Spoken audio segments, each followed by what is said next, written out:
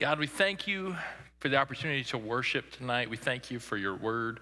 I just ask that these students would have an open heart, an open mind, and open ears to hear what you might have to say to them tonight. I ask that this word would be one that uplifts and encourages and convicts and grows them closer to you. So thankful for this opportunity, for what you've done in our past, what you're doing in our present, and what we know you will do in our future. Amen. All right. Before we do announcements, I need you guys scoot in a little bit. If you got a bunch of space in front of you, come curve it in, come scoot it up, come scoot it up. There you go. Wow. Okay, maybe not that close, but You're gonna fall. I'm gonna trip you. I was mostly talking to the people in the back, not like the very front row, but that's okay. All right, got a couple announcements for you. First, this Friday, we're going to this event called ICYC. Okay, if you're trying to go, sign up closes at midnight tonight. And if you try to sign up at 12:01 a.m. tonight or any time after that, it won't work. And you're going to call me and you're going to say, Tom, I really want to go. I'm going to say, well, ICYC 2026, mark your calendar because you're not going this year. It's going to be awesome. Christian rapper is going to show up, 808 Beezy. Matt's a big fan, I know. If you need to learn about his music, ask Matt. Awesome worship. Students from all over the state are going to converge on this one giant church in Indy, and we're going to stay in a hotel. It'd be great. Sound good? So if you got a friend you want to go with you, tell them to hurry up and get signed up because midnight is when it is. Second thing, next week, we're doing a student-led we're doing a student-led fusion. We got students to lead the game. We're going to have the band. We're going to do games. We're going to do check-in. All of it. Students doing it. Here's the crazy part. I told our adult leaders an hour ago. We're going to have students-only small groups. So you guys are going to go to your rooms. You're going to do your convos like usual. And your adult leaders are going to sit out here and have dinner together. About half our team is like, we're so excited, this will go great. About half our team is like, Tom's probably going to be fired before Fusion's over because it's going to go so bad. I'm a believer that you guys can do this. Do you guys think you can do this? Yes, an overwhelming yes. I'm so proud of you guys. Okay, what I need you to do is find the person on your right, look them in the eye.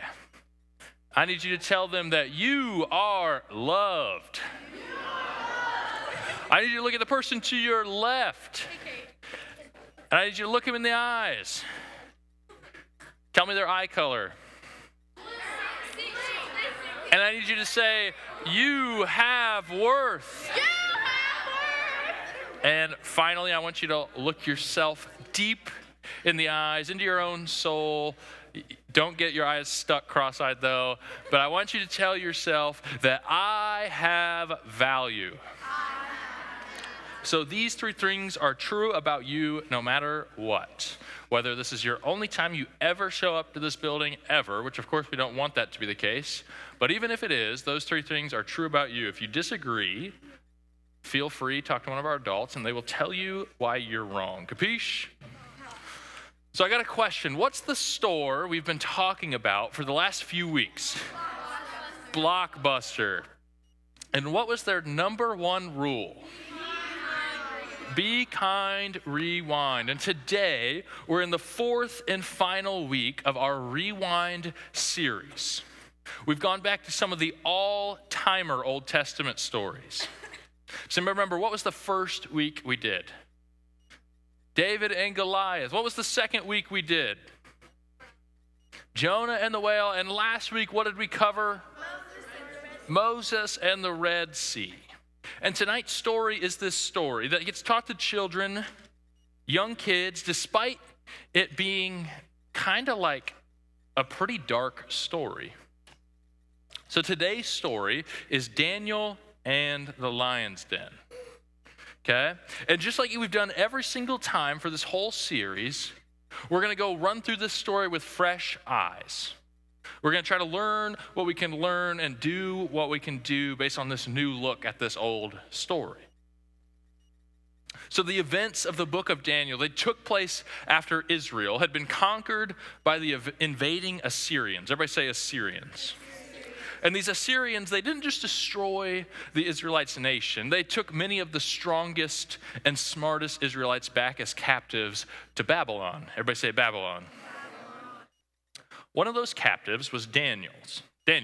And over his years, he rose through the ranks and he became one of the top 3 administrators over King Darius's kingdom. Everybody say Darius. So here's where we're going to jump into the story. Daniel soon proved himself more capable than all the other administrators and high officers. Because of Daniel's great ability, the king made plans to place him over the entire empire. So Daniel, his ability, his rise in influence, it really ticked off the other administrators, these other officers. They wanted that power to themselves. Has anybody ever seen jealousy of when someone else gets promoted or gets the thing or gets the power or gets the influence? Has anybody ever seen that? Yeah, it happens. And in their jealousy, these guys, they tried to get rid of Daniel. They tried to find something wrong he had done. They were going to bring charges against him. But Daniel, his reputation was so strong, they couldn't find anything bad about him. So they changed their tactic. They were going to go after Daniel's religion.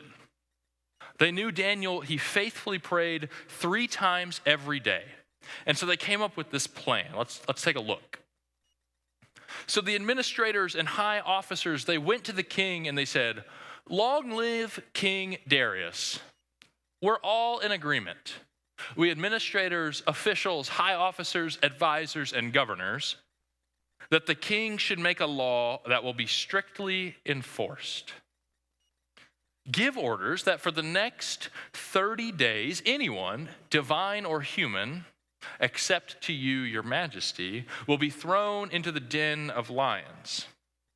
And now, your majesty, issue and sign this law so it cannot be changed, an official law of the Medes and Persians that cannot be revoked."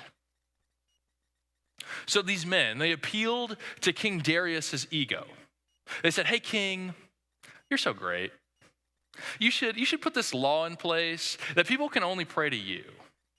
And Darius, who liked this idea, he signed it into law. And in his kingdom, once a law had been enacted, no one could change it. So Daniel heard about this law, but he did not stop praying.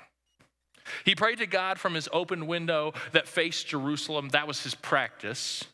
And nothing, not even a law that would put his life at risk, was going to stop him from praying. These men who wanted to frame Daniel, they followed him, they saw him praying, and when they saw this, they rushed back to King Darius and they asked him about this new law. They said, "Hey, King Darius, did you not sign a law for the next 30 days that any person who prays to anyone, divine or human, except to you, your majesty, will be thrown into the den of lions?" And our boy Darius, he confirmed this to be the case.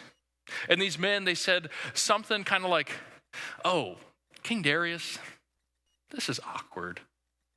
But Daniel, he's been ignoring your law. We don't like to rat on people, especially such a wonderful administrator like Daniel. But it's our duty to tell you he's still praying to his God." So Darius was upset. He liked Daniel and he wanted to promote him. But because the law was binding, there was no way out. And so Daniel was thrown into the lion's den.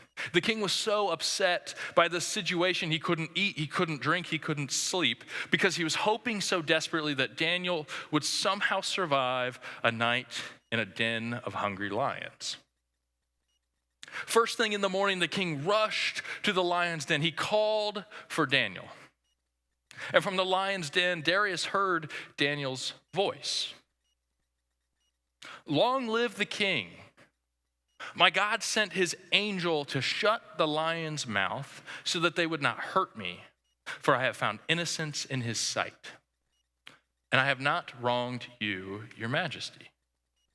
The king, he was overjoyed, and he ordered that Daniel would be lifted from the den.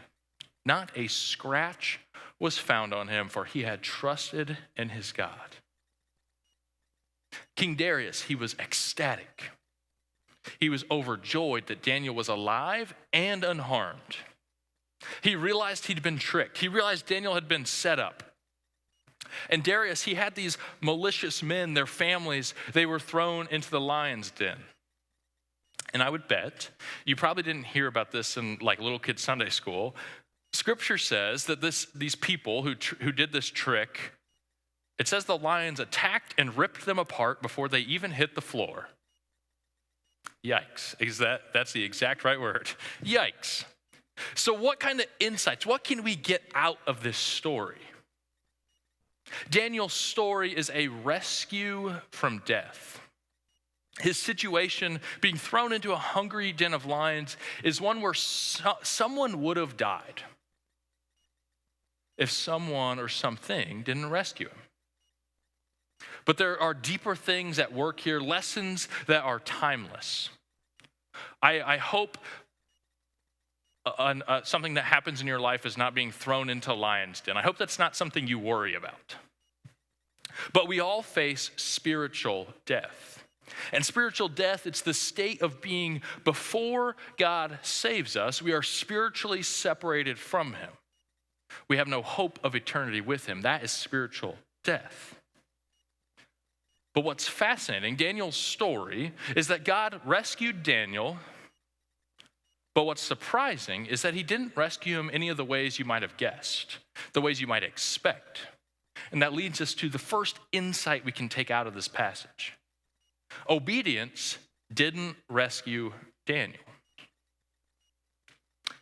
If we go back and look, this is how Daniel responded when he found out about this new law.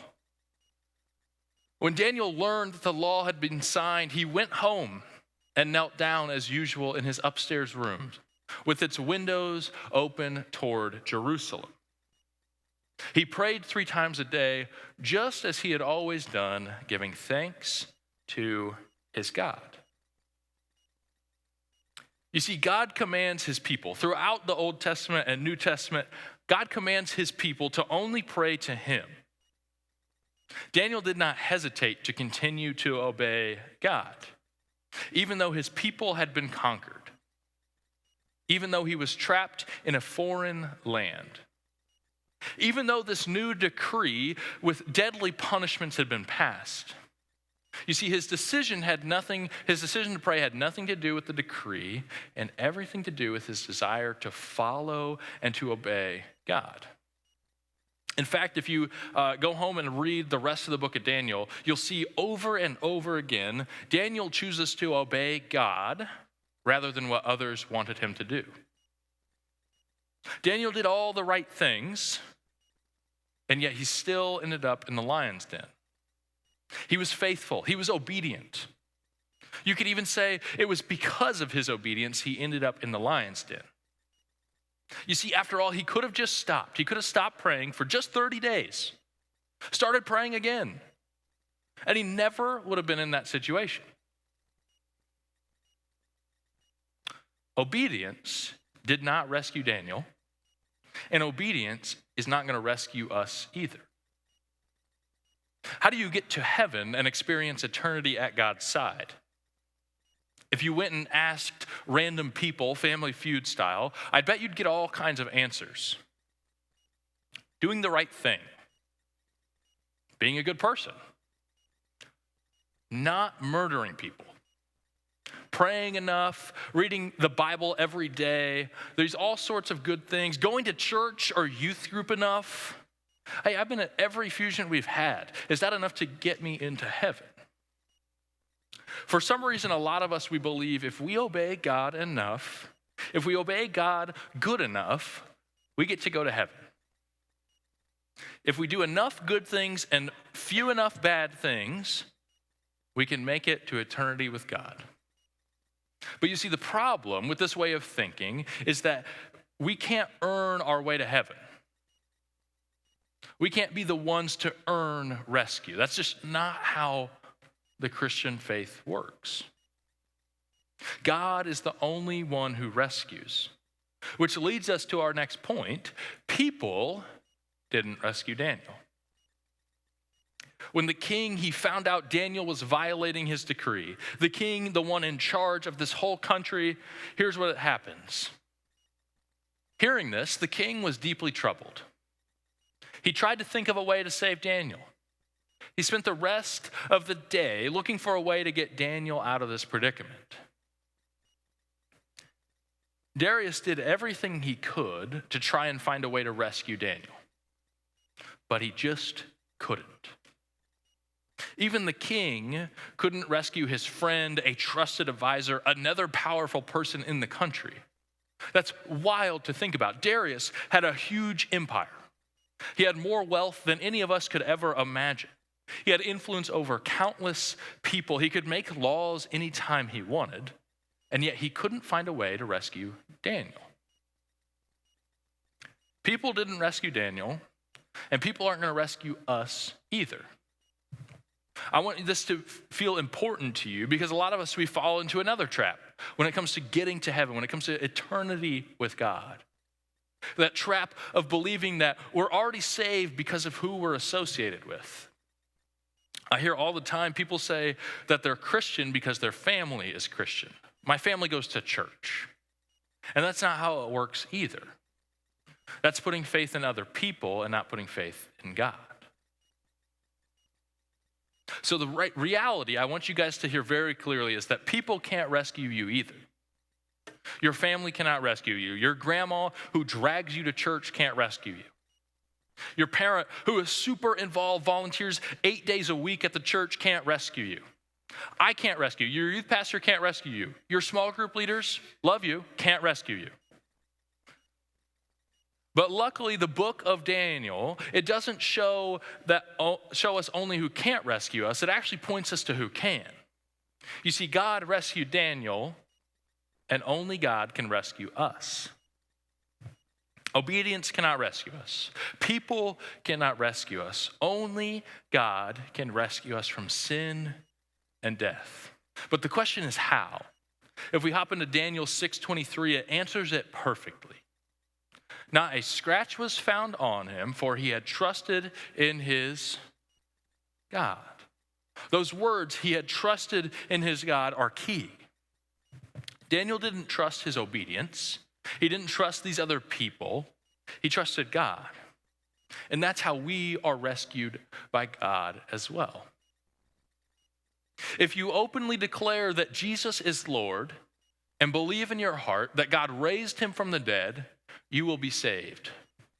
For it is by believing in your heart that you are made right with God, and it is by openly declaring your faith that you are saved. God the Father sent Jesus to live a sinless life, to die in your place, to take your punishment. The book of Isaiah, it says that Jesus was crushed because of our sins. He died physically and he rose again 3 days later. Jesus came and he died and he gave his life so that you could live when you put your faith in him. When you give your life to him, he saves you forever. Rescue is not something we can do on our own. It's not about us doing enough of the right things. It's not about knowing the right people. It's not about going to church enough. It is about God reaching down and rescuing us when we put our trust in him. Jesus came to rescue us. In the end, Daniel and the lion's den, it's the story about rescue. It's a story about how God rescues us himself. It's a story about how Jesus came to rescue us from sin and death. So what do we do with these things we've learned? We've got a couple insights. How can it impact what we do this week? I've got 2 challenges for you I want to end with today. Is that completion? Can we do that? The first is to choose to be a person of faith. It all starts here. If you want to live a life of faithfulness to God, You must first choose to recognize him, and you got to give your life to him. Not some of your life, all of your life. You have to believe in your heart that God raised Jesus from the dead and that you will be saved, that you will become spiritually alive. If you want to ask questions about what this looks like, what does that mean to a seventh grader, come talk to one of us adults. There's no pressure from us, but I want it to be very clear. If giving your life to God, being a person of faith is something you want to know more about, come talk to us. And second, your second challenge this week is to make faithfulness to God your top priority. Let's be real. We all live in the real world. We have various roles. We have different responsibilities. We have different challenges. I don't know what your life looks like in terms of your family, your relationships at school. But what I do know is this: each day, each moment, we have a choice of putting faithfulness to God at the very top of our life, like our priority list. Okay, we've seen that when we're faithful to God, living our lives for him, out in the open for everyone to see, it's likely we'll be persecuted for following Jesus. Some form of ridicule or persecution is baked into the recipe of being a Christian follower. But when those times of persecution, of struggle come, we can take our cues from Daniel and from Jesus. We can always pray to God. We can always give thanks to him. We can always put our trust in him, and we can leave the outcome in his loving hands. In fact, there's this verse from Romans. We talked about it last week. Does anybody remember what it was?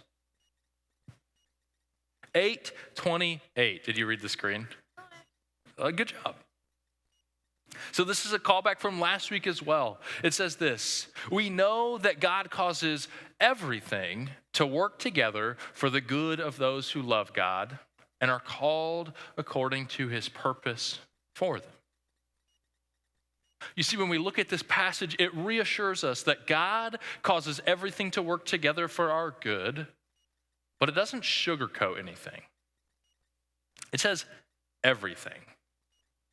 It doesn't say God only causes good outcomes to work for our good. It doesn't say God only uses the situations in our life that we're not upset about for good in our lives. It says everything. So when you face a difficult situation, God may choose to rescue you like he rescued Daniel. But sometimes God allows us to experience real and genuine suffering and pain. I know that's not like super fun to think about at youth group, but I want you guys to remember, that's why we have to remember that God uses everything for our good, even the hard things. And he is worthy of our complete and total trust. I want to be very clear with you. I'll make you a pinky promise. My pinky promise is that I cannot promise you that being faithful to God will make your life easier. I mean, in Daniel's case, it definitely didn't do that for him, right? Do you think Daniel would have been justified to say, you know what, God, I was obedient. Why am I in a lion's den? Would he have been justified to think that? Yeah, thank you. But I promise you, he might not save you the way you think you want, but it will make your life more meaningful. It'll give you a sense of purpose. Because I want you to know and I want you to experience what God and Daniel knew all along. I want you to hear me very clearly as we wrap up this Rewind series. No matter the circumstances of your life, good, bad, ugly, everything in between, God's way is better. Is that capisce? All right, I'm going to pray. We're going to do small groups. Middle school boys and girls, group 1, you guys are in these 2 rooms. Middle school boys and girls, group 2, you're on these 2 rooms. High school girls, high school boys, upstairs. I'm going to pray. You guys are going to put your chairs up. And what I want you to do is on your way to grab food, I want you to find one adult leader, and I want you to say, thank you. Because they give up 3 hours every Sunday night to come play 9 Square and to deal with you guys at small group, which they love you. But you have to admit, they're sacrificing a little bit. So just tell them thank you on your way to get food. Is that Capuchin? God, thank you for this group.